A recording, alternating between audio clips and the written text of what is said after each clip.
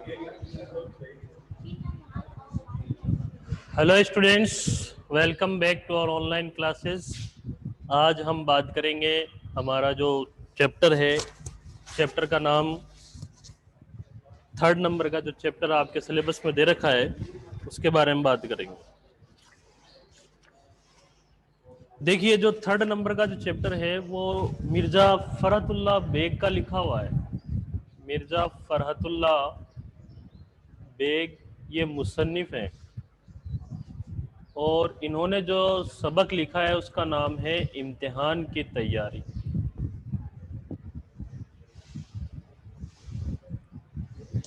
तो ये जो 3rd नंबर का चैप्टर आपके सिलेबस में दे रखा है कि इम्तिहान की तैयारी, इसमें फरहतुल्लाह बेग ने इम्तिहान की तैयारी के बारे में बताया है कि किस तरह से इम्तिहान की तैयारी में हमें कैसे मामलात इख्तियार करने चाहिए।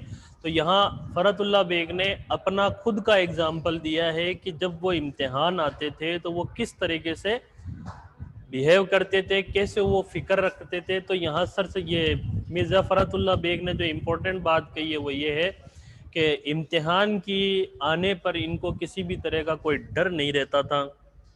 ये बिना किसी डर के इम्तिहान को की तैयारी करते थे और यही नसीहत वो यहाँ दे रहे हैं कि इम्तिहान से डरना नहीं है बल्कि इम्तिहान की तैयारी करना है, क्योंकि जो इम्तिहान से डरता है वो इम्तिहान की तैयारी नहीं कर पाता है।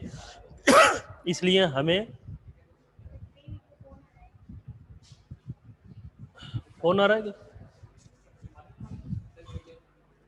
इसलिए इम्तिहान की जो तैयारी है उस इम्तिहान की तैयारी के मुताबिक जो है यहाँ जो बात कही गई है कि इम्तिहान की तैयारी के मसले में हमें किन किन बातों का इख्तियार करना चाहिए। तो यहाँ जो सबसे पहले इम्पोर्टेंट हम देख करेंगे वो ये है मिर्ज़ा फरहतुल्लाह बेग की जो सवाने हयात है उसके बारे में बात करेंगे। इनकी जो सवाने हयात है इसके बारे में बात करेंगे। सवाने हयात क्या है ये देखिए, इनकी जो इम्पोर्टेंट बातें हैं वो देखिए। फरहतुल्लाह बेग जो है 1884 में बमुकाम दिल्ली में पैदा हुए। 1884 में दिल्ली में ये इनकी पैदाइश हुई। फरहतुल्लाह बेग की जो पैदाइश है वो कब और कहाँ हुई? 1884 में बमुकाम दिल्ली में ये पैदा हुए। और उनके जो अजदाद हैं, अजदाद का मतलब होता है दादा परदादा, उनके जो अजदाद हैं वो शाह आलम सानी के ज़माने से तुर्किस्तान से दिल्ली में आकर उन्होंने सुकूनत इख्तियार की। मिर्ज़ा ने अपनी इब्तिदाई तालीम घर पर ही हासिल करने के बाद दिल्ली के मिशन कॉलेज में दाखिला लेकर, जो इम्पोर्टेंट होगा उसको मैं बोर्ड पे लिख दूंगा और वह आपको कॉपी में उतारना है, ओके। दाखिला लेकर अंग्रेजी की तालीम हासिल की और बीए की सनद हासिल की। दिल्ली में दौरान तालीम डिप्टी नज़ीर अहमद से उनकी मुलाकात हुई। नज़ीर अहमद की आलिमाना शख्सियत से मिर्ज़ा फरहतुल्लाह बेग को, इसे अंडरलाइन भी कर लीजिए और बाद में जब मैं कहूँ तो आप उसको बोर्ड पे से कॉपी में उतार लोगे। इनकी जो मुलाकात है वो किससे हुई है? डिप्टी नज़ीर अहमद से। देखिए, डिप्टी नज़ीर अहमद का सबक हमने पिछला पढ़ा है वक्त, और डिप्टी नज़ीर अहमद का है। तो डिप्टी नज़ीर अहमद के शागिर्द कहलाते हैं कौन? मिर्ज़ा फरहतुल्लाह बेग जो है डिप्टी नज़ीर अहमद के शागिर्द कहलाते हैं। नज़ीर अहमद की आलिमाना शख्सियत ने फरहतुल्लाह बेग को बेहद मुतासिर किया।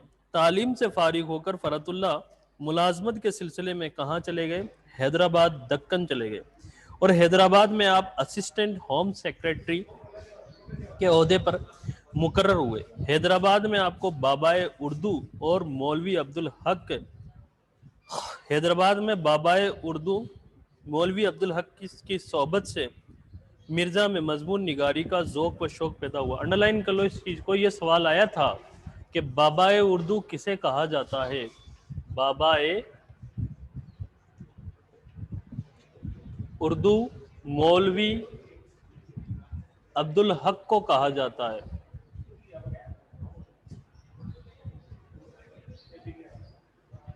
तो बाबाए उर्दू जो है वो किसको कहा जाता है? मौलवी अब्दुल हक को कहा जाता है। तो ये सवाल यहाँ बनता है। फिर इसके बाद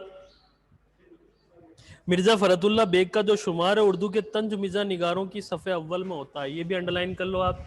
मिर्ज़ा फरहतुल्लाह مرزا فرحت اللہ بیگ، مرزا فرحت اللہ کا شمار طنز نگاروں میں ہوتا ہے، یہ بھی امپورٹنٹ بات ہے۔ انہیں دہلی کی ٹکسالی زبان پر عبور حاصل ہے، روزمرہ و الفاظ محاورات کا استعمال، شوقی و ظرافت، شگفتہ بیانی، بے ساختگی اور روانی، طنز کی لطافت اور ان کی طرز تحریر کو دلکش اور با اثر بنا دیتی ہے۔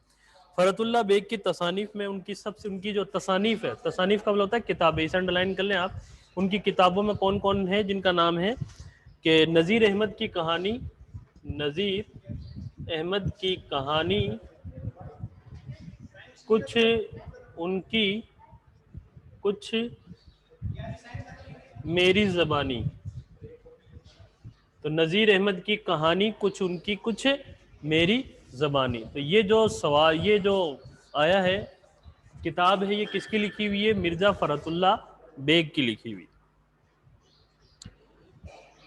دلی کی آخری یادگار مشاعرہ، اسے بھی انڈرلائن کر لیجئے، پھول والوں کی سیر اور مضامین فرحت، یہ ان کی کتابیں ہیں۔ تو تصانیف کون کون سی ہیں؟ ان کی 4 تصانیف کون کون سی ہے؟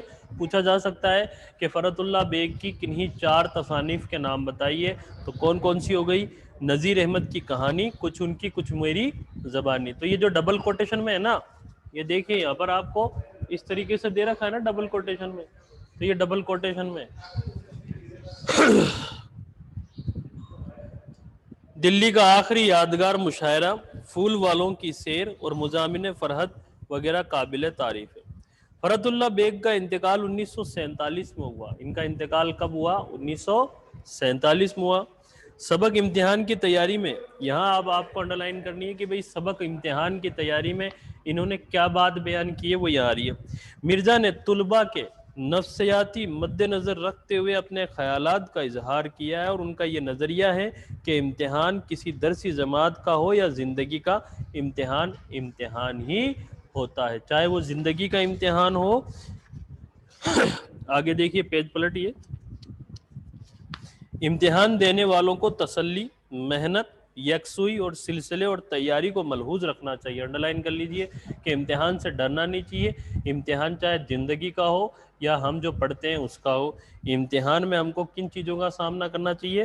تسلی سے کام لینا چاہیے، محنت سے، یکسوئی سے اور سلسلے وار تیاری سے ہم کو کام لینا چاہیے۔ یکسوئی مطلب ایک جیسا، یکسوئی کا مطلب یعنی ہماری جو تیاری ہے وہ ایک جیسی رہنی چاہیے، یہ نہیں کہ آج پڑھا کل نہیں پڑھا، کل پڑھا پرسوں نہیں پڑھا۔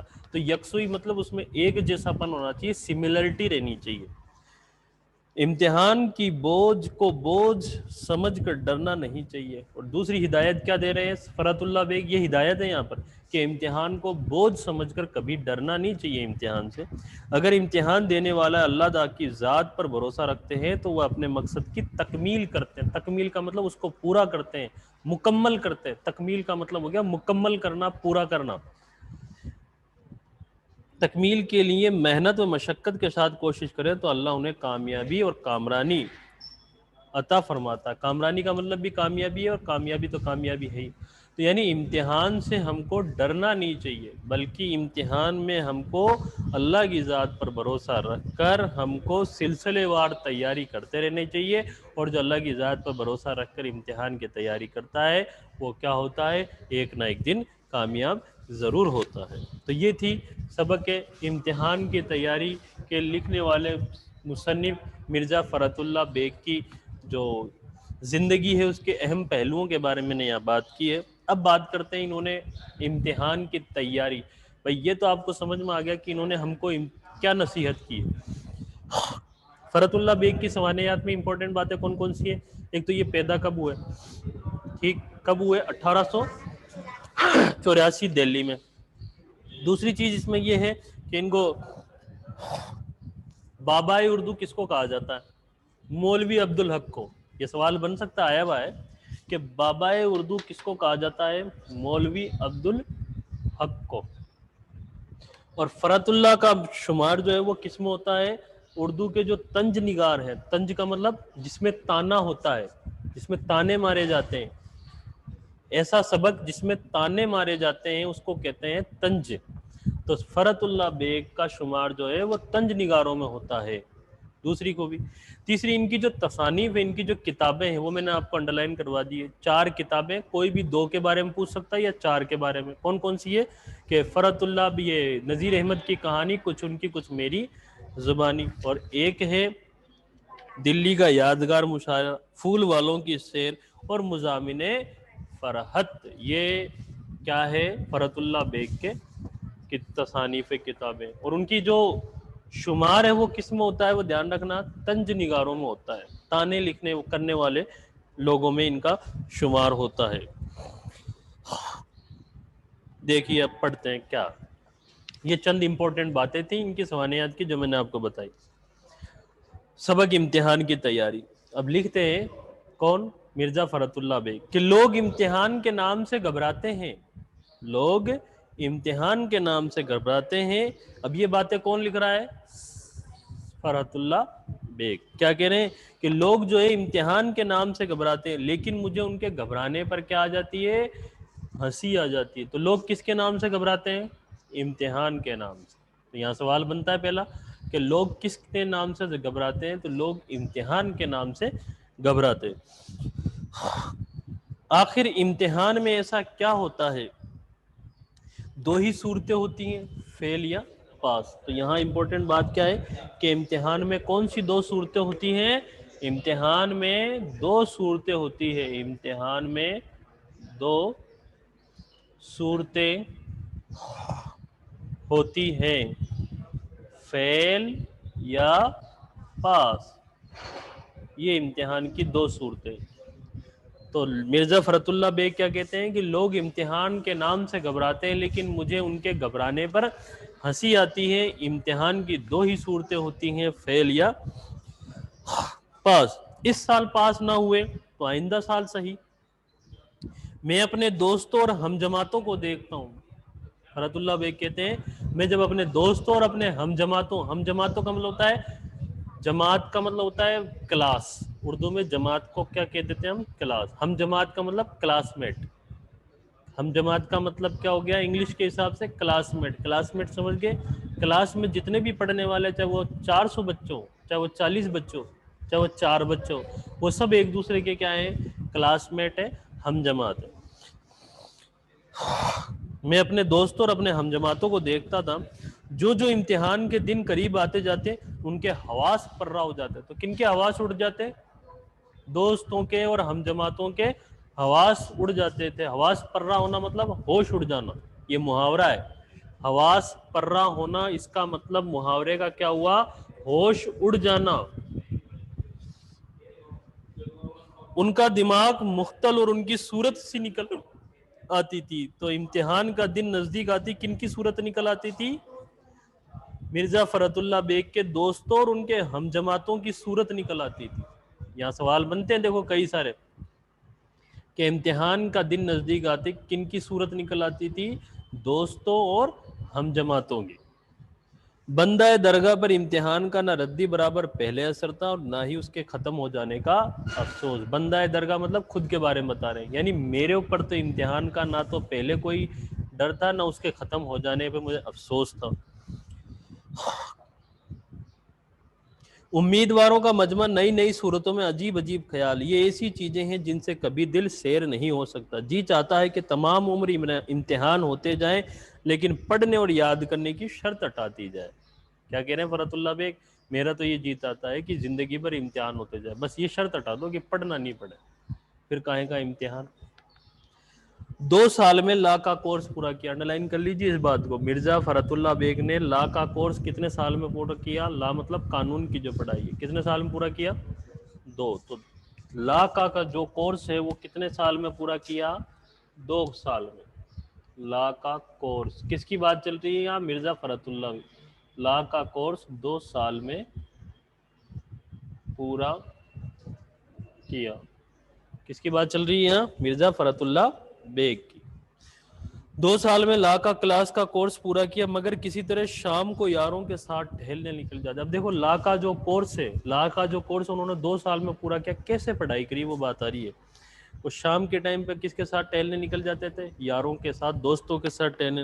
اور واپسی کے وقت جب وہ واپس آتے تو لا کلاس میں تھوڑی دیر جھانک آتے تھے، تھوڑی دیر کلاس میں جھانک آتے تھے، مطلب برابر کلاس نہیں جا رہے ہیں.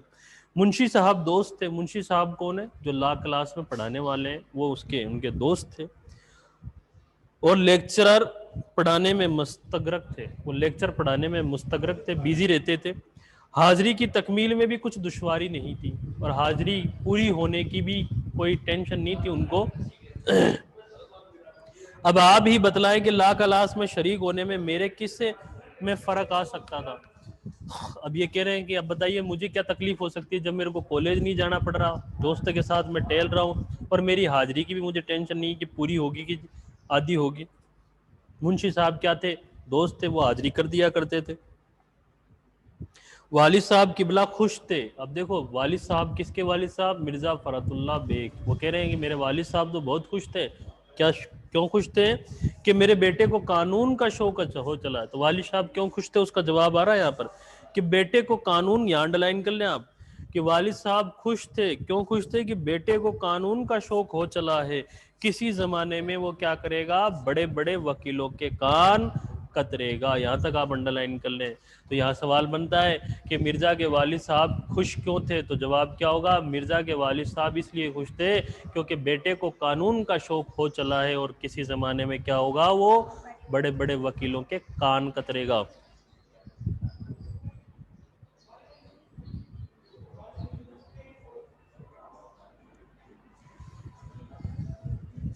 بڑے بڑے وکیلوں کے کان کترے گا. ہم بھی بے فکر تھے. چلو 2 برس تک کوئی امتحان کے لیے کہہ ہی نہیں سکتا. بعد میں دیکھیے کون جیتا ہے کون مرتا ہے. لیکن زمانہ آنکھ بند کیے گزر جاتا ہے. 2 سال ایسے گزر گئے جیسے ہوا. لا کلاس کا صداقت نامہ بھی مل گیا. اب کیا تھا؟ والدین امتحان و وکالت کی تیاری کے لیے سر ہو گئے، مگر میں بھی ایک ذات شریف ہوں. میں نے تقاضا کیا کہ علیحدہ کمرہ مل جائے تو محنت کروں گا. تو کیا کہہ رہے ہیں؟ اگر مجھ کو ایک الگ کمرہ مل جائے تو میں کیا کروں گا؟ محنت. تو والدین سے کیا تقاضا کرتے ہیں؟ تقاضا مطلب کیا چیز مانگتے ہیں فرات اللہ بیگ؟ ایک الگ کمرہ. تو یہاں سوال بنتا ہے کہ مرزا فرات اللہ بیگ نے اپنے والدین سے کس چیز کا تقاضا کیا؟ ایک الگ کمرے کا تقاضا کیا. بال بچوں کی گڑبڑ میں مجھ سے کچھ نہیں ہو سکتا. 3 روز ایسے ہیلے سے ٹال دیے، لیکن تاب کے بڑی بی نے اپنے سونے کا کمرہ خالی کر دیا. میں دوسری چال چلا. دروازے میں شیشے تھے. اب دروازے میں کیا تھے؟ شیشے تھے. اب دیکھو مرزا فرات اللہ بیگ پڑھ نہیں رہے، حالانکہ ان کا اس کتاب سبق میں یہ میسج نہیں ہے کہ آپ بھی ایسے ہی کرو، آپ بھی ایسے جھوٹ بولو. ان کا میسج اتنا ہی ہے کہ آپ کسی بھی صورت میں کس سے نہ ڈرو؟ امتحان سے نہ ڈرو. امتحان کے لیے تو کیا کرو؟ آپ تیاری کرو. اس لیے سبق کا نام بھی کیا رکھا گیا ہے؟ امتحان کی تیاری. کیونکہ جو امتحان کی تیاری کرتا ہے وہی کامیاب ہوتا ہے، اور جو امتحان سے ڈرتا ہے اس کے نمبر ہمیشہ کم آتے ہیں. نہیں وہ ڈر تو دوسرا ہو جاتا ہے نا. 3 روز اسی ہیلے سے ٹال دیے. اب بڑی بی نے اپنے سونے کا کمرہ خالی کر دیا. اب میں دوسری چال چلا. دروازوں میں شیشے تھے اور ان پر کاغذ چپکا دیا. اور ان پر کیا کر دیا میں نے؟ کاغذ چپکا دیا. لیمپ روشن کر کے آرام سے کیا کر جاتا تھا؟ 7 بجے سو جاتا تھا. تو دروازے پہ تو کیا لگا دیے؟ شیشے تھے، ان پہ کیا چپکا دیا؟ کاغذ. اب دکھتا نہیں ہے اندر کمرے میں کیا ہو رہا ہے کیا نہیں ہو رہا. اور کمرے میں کیا جلا دیا؟ لیمپ. اب لیمپ جلانے کا مطلب کیا ہوا؟ تاکہ باہر سے کوئی دیکھے کہ ہاں بھائی لیمپ جل رہا ہے، اس کا مطلب بچہ پڑھ رہا ہے. پوری رات لیمپ جلتا رہے گا اور وہ پوری رات سوتا رہے گا تو سب کو یہی خیال ہوگا اور یار پوری رات ہی پڑھ رہا تھا.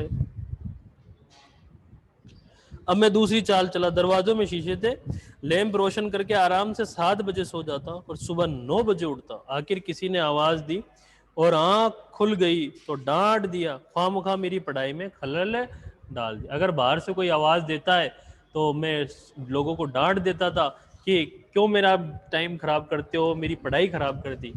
اور اگر مان لیجئے میں سویا ہوا رہتا ہوں اور میں جواب نہیں دے پاتا ہوں تو میں کون سا بہانہ بناتا ہوں. اور اگر آنکھ نہ کھلی اور صبح کو سونے کا الزام لگایا تو کہہ دیا کہ پڑھتے وقت میں کبھی جواب نہیں دیتا. اگر پیچھے سے کوئی آواز ہے اور میری نہیں سن پایا, کمرے کے باہر سے آواز آئی کسی نے دی لیمپ جلتے ہوئے دیکھ کر, میں نہیں سن پایا تو میں کون سا بہانہ لیتا کہ میں پڑھتے وقت جواب نہیں دیتا. اور اگر میں جاگ جاتا تو میں کیا لوگوں کو ڈانٹتا کہ میری پڑھائی خراب کر دی, کیوں ڈسٹرب کر رہے. تو یہ دونوں ہی بات ہے. آئندہ مجھے کوئی دکھ نہ کرے. بعض وقت والد والدہ کہتے بھی تھے کہ اتنی محنت نہ کیا کرو, لیکن میں زمانے کی ترقی کا نقشہ ان کے سامنے کھینچ دیتا. والد والدہ کہتے بھی بیٹا تو رات بھر پڑھتا رہتا, اتنی بھی محنت مت کر. تو وہ زمانے کی ترقی کا نقشہ کھینچ دیتا. وہ کہتا کہ زمانہ بہت تیزی سے ترقی کر رہا ہے اس لیے مجھے پڑھنا ہی پڑے گا. ترقی کا نقشہ کھینچ کر ان کا دل خوش کر دیتا تھا. خدا خدا کر کے یہ مشکل بھی اب آسان ہو گئی اور امتحان کا زمانہ قریب آیا. میں نے بہت کہا کہ ابھی میں امتحان کے لیے جیسا چاہیے ویسا بھی تیار نہیں ہوں, لیکن مسلسل حاضری لاکھ کلاس اور شبانہ روز کی محنت نے ان کے دلوں پر سکہ بٹھا رکھا تھا. وہ کب ماننے والے تھے؟ پھر بھی احتیاطاً اپنے بچاؤ کے لیے ان سے میں نے کہہ دیا. اب لاسٹ میں جب امتحان کا دن قریب آیا تو اب کون سا بہانہ لے رہے ہیں فرحت اللہ بیگ کہ دیکھیے میں ابھی امتحان کے قابل نہیں ہوں, یعنی میری ابھی تیاری پوری نہیں ہے. اور کیا کہتے ہیں اگر میں فیل ہو جاؤں تو اس کی ذمہ داری مجھ پر نہیں ہوگی, کیونکہ میں تو امتحان دینا نہیں چاہتا, آپ ہی دلوا رہے ہو زبردستی. اگر میں فیل ہو جاتا ہوں تو اس کی ذمہ داری مجھ پر نہیں ہوگی, کیونکہ میں نے اپنے آپ کو ابھی امتحان کے قابل نہیں پاتا. لیکن والد صاحب مسکرا کر بولے, انڈر لائن کر لیجئے, یہ امپورٹنٹ بات ہے والد صاحب کی جو انہوں نے بولی ہے, ڈبل کوٹیشن میں جو لکھی ہوئی ہے نا, انورٹڈ کوما میں جو بات لکھی ہوئی ہے وہ, کہ امتحان سے کیوں ڈر جاتے ہو, جب محنت کی ہے تو شریک بھی ہو جاؤ. کیا کہتے ہیں کہ تم امتحان سے اتنا کیوں ڈر جاتے ہو, جب تم نے محنت کی ہے تو شریک بھی ہو جاؤ. کامیابی اور ناکامیابی تو کس کے ہاتھ میں ہے؟ خدا کے ہاتھ. دیکھیے اتنی جو اونچی بات اوپر جو بات کی ہے ان کو تو آپ دماغ سے نکالیں, اس میں جو اصل بات ہے وہ یہ لاسٹ والی بات ہے کہ امتحان کا جب دن نزدیک آتا ہے تو اس وقت اپنے کو ڈرنا نہیں چاہیے. جو محنت کی ہے تو پھر امتحان دینا ہی چاہیے. کامیابی اور ناکامیابی دینا کس کے ہاتھ میں ہے؟ خدا کے. تو یہ جو نصیحت ان کے والد نے کہی ہے, یہ نصیحت حقیقت میں مرزا فرحت اللہ بیگ تمام طلباء کو کرنا چاہتے ہیں. سارے ودیارتھی جو بھی یہ پڑھ رہے ہیں ان سب کو یہی نصیحت دے رہے ہیں کہ امتحان کا جب دن نزدیک آتا ہے تو اس وقت گھبرانا نہیں چاہیے, بلکہ امتحان میں شریک ہونا چاہیے, کیونکہ کامیابی اور ناکامیابی دینا کس کے ہاتھ میں ہے؟ خدا کے ہاتھ میں ہے. تو یہ تھا چھوٹا سا مختصر سا سبق جو میں نے یہاں کر رہے تھے کو. پہلے مشکل الفاظ جو ہے نا ان کے بارے میں پڑھ لیتے ہیں. دیکھیے ایگزام میں نہیں آئیں گے پھر بھی ہم پڑھ لیتے ہیں, آپ کا نالج بڑھے گا اس سے. اجداد, اجداد کس کو کہتے ہیں؟ باپ دادا, پرکھ. پرکھوں کو کہا جاتا ہے اجداد. دادے پردادے جو ہوتے ہیں نا ان کو اجداد کا. سکونت مطلب ٹھہراؤ, ٹھہر جانا. عبور, عبور کا مطلب ہوتا ہے خوب مہارت حاصل کرنا, یعنی خوب بڑھیا پکڑ مضبوط ہونا. شوخی و ظرافت یعنی چلبلا پن. شگفتہ بیانی مطلب خوشی کا بیان کرنا. بے ساختگی کا مطلب ہوتا ہے بھول پن جس میں بناوٹ نہ ہو, بھولا پن. بے ساختگی کا مطلب جس میں بناوٹ نہ ہو. طنز کا مطلب ہوتا ہے تانا. دلکش کا مطلب دل کو لبھانے والا, دل کو پسند آنے والا. نفسیات, انسان کی نفس یا دل کو دماغ کو متعلق باتیں. یکسوئی کا مطلب ہوتا ہے اطمینان. فرصت, ایک ساتھ بنا کوئی فرصت کے لگاتار جاری رکھنا. یکسوئی کا جو ایگزیکٹ میننگ ہے وہ آپ کیا یاد رکھیں گے؟ فرصت. ملحوظ, ملحوظ کا مطلب کیا ہے؟ خیال کرنا, لحاظ کرنا. تکمیل, تکمیل کا مطلب ہوتا ہے پورا کرنا یا مکمل کرنا. کامرانی مطلب کامیابی. پختاوری دے رکھا نا صاحب نصیب, یہ ٹف ورڈ ہے, آپ کامرانی کا مطلب کیا کریں گے؟ کامیابی سمجھ لیں گے. آئندہ سال مطلب اگلے سال. ہم جماعت مطلب ایک ہی جماعت میں پڑھنے والے. حواس پررہ ہونا مطلب ہوش اڑ جانا. مختل کا مطلب ہوتا ہے حواس فاختہ, جس شخص کے حواس میں فطور آ جائے. بندہ درگاہ مطلب نیازمند, خادم, غلام. بندہ درگاہ کا مطلب الگ الگ ہے, غلام بھی کہتے ہیں. مجمع یعنی ہجوم. مجمع مطلب ہجوم, بھیڑ. بھیڑ کو مجمع کہا جاتا ہے. سیر یعنی سیر کا مطلب ہوتا ہے بے پرواہ.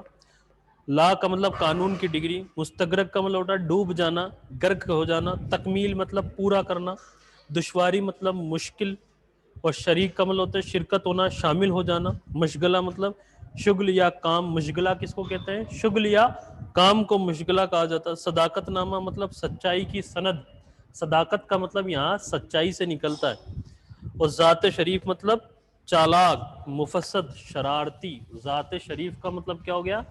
چالاک اور شرارتی۔ ہیلے سے ٹالنا محاورہ، یہ انڈر لائن کر لیں، محاورہ۔ بہانے یا مکاری سے ٹال دینا، پوچھا جا سکتا ہے، جو کتاب میں جو محاورے ہیں ان کے بارے میں پوچھا جا سکتا ہے۔ 4 نمبر کا ایک سوال آئے گا ایگزام میں محاوروں کا۔ ہیلے سے ٹالنا یعنی محاورہ، بہانے سے یا مکاری سے ٹال دینا۔ خلل ڈالنا مطلب خرابی پیدا کرنا یا بگاڑ پیدا کرنا۔ دق مطلب ایک بیماری ہے۔ مسلسل مطلب لگاتار۔ شبانہ روز مطلب رات اور دن، شبانہ روز، شبانہ مطلب رات، روز کا مطلب ہوتا ہے دن، رات اور دن۔ سکہ بٹھانا یہ بھی محاورہ ہے۔ روب قائم کرنا یعنی میرا سکہ بیٹھ گیا یہاں پر، یعنی میرا روب قائم ہو گیا۔ احتیاطاً مطلب ہوشیاری سے، خبرداری سے۔ احتیاطاً مطلب ہوشیاری سے یا خبرداری سے۔ یہ تھے الفاظ معنے۔ اب چلیے شروع کرتے ہیں ان کے جو سوال جواب ہیں۔ پہلا سوال، سبق امتحان کے مصنف کا کیا نام ہے؟ کیا نام ہے؟ مرزا فرات اللہ بیگ۔ دوسرا سوال، فرات اللہ بیگ کی پیدائش کب اور کہاں ہوئی؟ وہ یہاں آ گیا، دیکھیے 1884 میں دہلی میں۔ کہاں ہوئی؟ کب اور کہاں ہوئی؟ 1884 میں دہلی میں۔ امتحان میں کون سی 2 صورتیں ہوتی ہیں؟ فیل یا پاس۔ ابھی بتایا میں نے آپ کو، امتحان میں 2 ہی صورتیں ہیں، فیل یا پاس۔ فرات اللہ کے بیگ کے جو والد ہیں وہ امتحان کے متعلق کیا کہا کرتے تھے؟ امتحان کے متعلق انہوں نے کون سی بات کہی ہے؟ لاسٹ میں انڈر لائن کروائیے نا، امتحان سے اتنا کیوں ڈرے جاتے ہو؟ جب محنت کی ہے تو شریک بھی ہو جاؤ، کامیابی اور ناکامیابی دینا کس کے ہاتھ میں ہے؟ خدا۔ انڈر لائن کری نا آپ نے، دیکھو پڑھو اس کو۔ یہاں سوال یہی پوچھا ہے کہ فرات اللہ بیگ کے جو والدین ہیں وہ امتحان کی تیاری کے متعلق کون سی بات کہتے ہیں؟ وہ یہ بات کہتے ہیں جو میں نے انڈر لائن کروائی ہے، اس کو ایز اٹ از آپ یاد کر لیں گے۔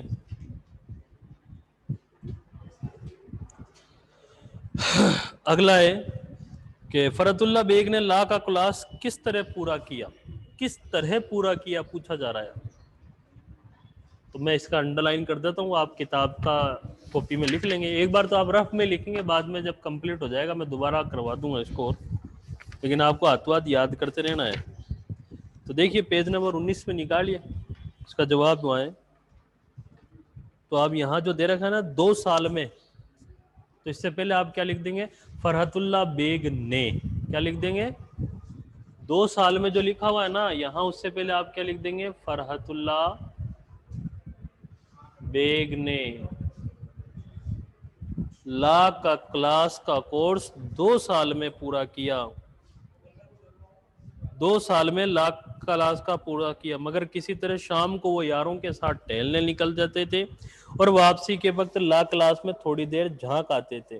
منشی صاحب ان کے دوست تھے اور لیکچر پڑھانے میں مستغرق، حاضری کی بھی ان کو تکمیل میں کچھ دشواری نہ تھی۔ چلیے میں اس کو لکھا دیتا ہوں۔ پہلے آپ یہ جو بورڈ پہ لکھا ہوا اس کو اتار لیجئے، تھوڑا سا سائیڈ میں کاپی میں اتار لیجئے۔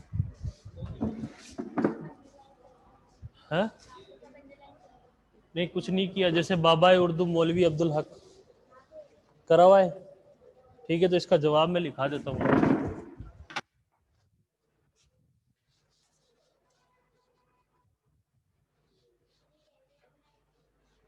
ایک بار تو سب رف میں چلنا دو، ابھی فیئر کاپی نہیں بنی، یہ یاد ہو جائے گی، تیاری ہو جائے گی، ٹھیک ہے، بعد میں دوبارہ ہوگا نہیں ہوگا وہ بعد کی بات ہے۔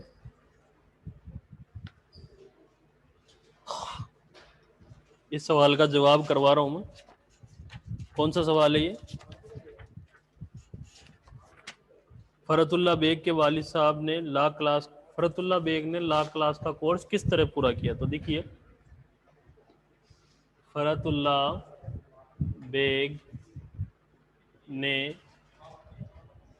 لا کلاس کا کورس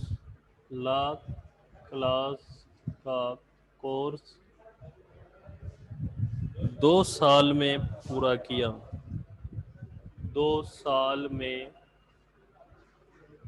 پورا کیا، وہ شام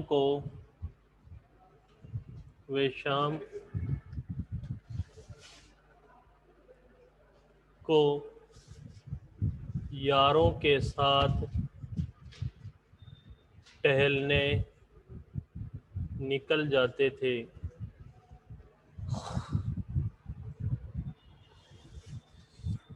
اور واپسی کے وقت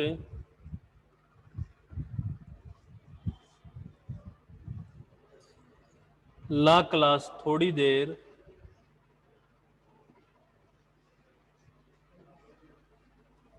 کلاس میں جھانک آتے تھے۔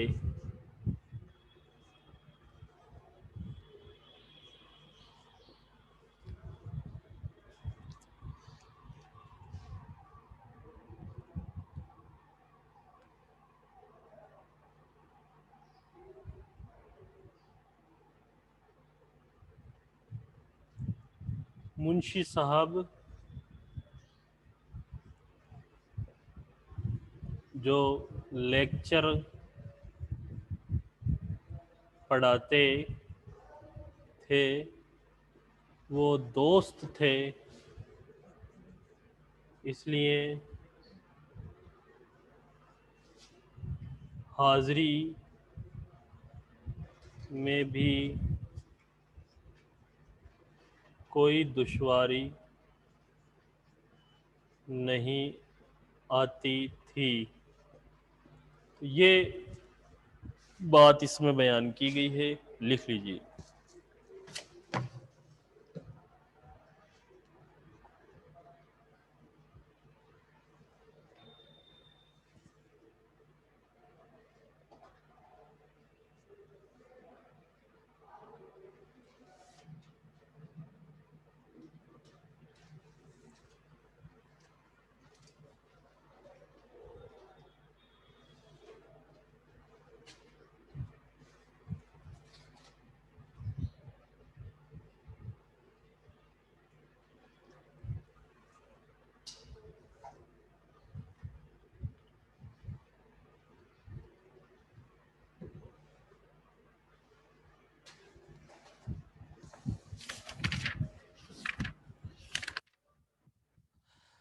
دیکھیے نیکسٹ، فرحت اللہ بیگ کے والد صاحب کیوں خوش تھے؟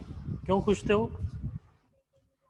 فرحت اللہ بیگ کے والدین اس لیے خوش تھے کیونکہ بیٹے کو قانون کا شوق ہو چلا ہے، اور آگے جا کے وہ کیا کرے گا؟ بڑے بڑے وکیلوں کے کان کترے گا۔ یہ بھی لکھ لیجئے، اس کا جواب ہی لکھا رہا ہوں میں ڈائریکٹ۔ فرحت اللہ بیگ کے والد خوش تھے کیونکہ وہ سمجھتے تھے کہ بیٹے کو قانون کا شوق ہو چلا ہے، آگے جا کر وہ بڑے بڑے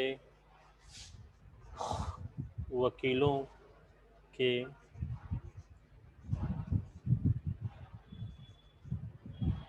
کان کترے گا۔ یہ اس کا جواب ہو گیا۔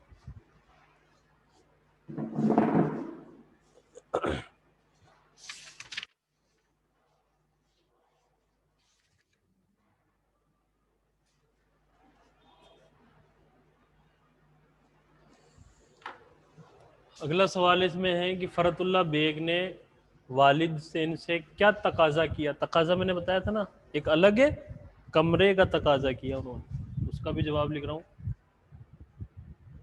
فرحت اللہ بیگ نے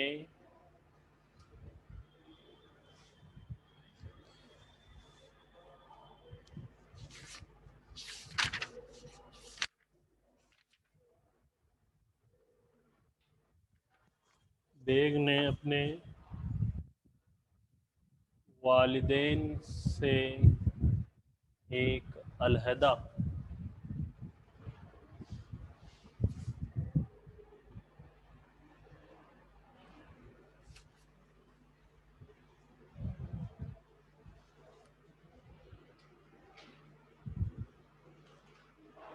अलहदा कमरे का तकाजा किया। जवाब है फरतुल्ला बेग ने अपने वालिदैन से एक अलहदा, अलहदा मतलब एक अलग कमरे का तकाजा किया।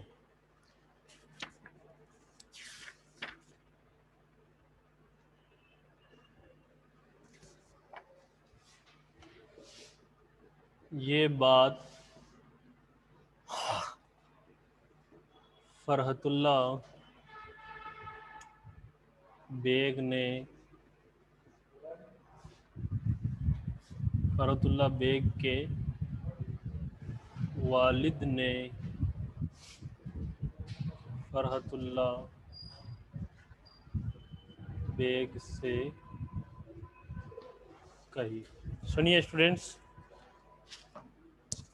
लास्ट सवाल क्या था? लास्ट के दो सवाल कौन कौन से? तीसरा सवाल तो क्या आ रहा है कि फरहतुल्ला बेग ने अपने वालिदैन से क्या तकाजा किया? तो क्या तकाजा किया?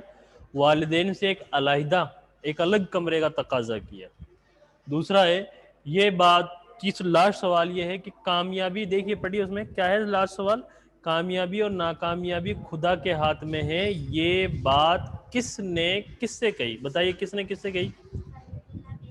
वालिद ने कही। किससे कही? फरहतुल्ला बेग से। तो यही बात जवाब मैंने लिख दिया, ये बात फरहतुल्ला बेग के वालिद ने फरहतुल्ला बेग से कही। तो ये अब सुनिए, रुकिए, ये जो मैंने चार चार सवाल हैं दोनों बता दिए, मुख्तसरीन बता दिए और मुख्तसर बता दिए, पूरे हो गए मुख्तसरीन और मुख्तसर। यही एग्जाम में आएंगे, तफसीली सवालात नहीं आएंगे। तफसीली सवालात दूसरे तरह के, जो किताब में जितने भी तफसीली सवालात दे रखे हैं उनमें से कुछ भी एक भी नहीं आना। ये दूसरे तरीके के तफसीली सवालात हैं, वो आएंगे, जैसे नज़म का खुलासा, सवाने हयात, ठीक है, ये और सिन्फ पर मुख्तसर नोट, गज़ल मसनवी पर मुख्तसर नोट, ये सवाल हैं तफसीली, ये आएंगे। जो हर सबक के पीछे जो तफसीली सवालात दे रखे हैं चार चार, ये एग्ज़ाम के अंदर नहीं आएंगे। एग्ज़ाम में मुख्तसरीन और मुख्तसर ही सवाल आएंगे और ज़्यादातर वही सवाल होंगे, ज़्यादातर नहीं होंगे ही वही सवाल जो आपके इसमें हर सबक के पीछे जो दे रखे हैं ना, बीच में से आने के बहुत कम चांस रहते हैं। कोई एक या दो क्वेश्चन हो सकता है, बाकी उसके भी चांस नहीं है। सारे सवाल आपको वही मिलेंगे जो पीछे आपके सबक के पीछे जो दे रखे हैं। चाहे आप लास्ट ईयर के 3 पेपर उठा के देख सकते हैं, उनमें वो सारे सवाल हैं, सारे सवाल वहीं से पूछे गए हैं जो आपके सबक के पीछे से आए। ठीक है, बीच में से कमी आया है, तो जो सबक के पीछे जो सवाल है ना, उनको अच्छी तरह से आप याद कर लें, तैयार कर लें। और उनको कैसे याद करना है, किस तरीके से, अब जो मैंने लिखा दिया है इसका जवाब वैसा ही याद करना और एग्जाम में वैसा ही लिख कर आना, अपनी तरफ से कुछ जोड़ना या घटाना नहीं है। तो ये आपका दूसरे तीसरे सबक के पढ़ा दिया, इसके सवाल जवाब भी पूरे हो गए। अब ये जो सवाल के जो जवाब मैंने लिखा है इसे आप अपनी कॉपी में उतार दें। नेक्स्ट वीडियो में नेक्स्ट क्वेश्चन आंसर की हम नेक्स्ट चैप्टर की बात करेंगे। Thank you so much.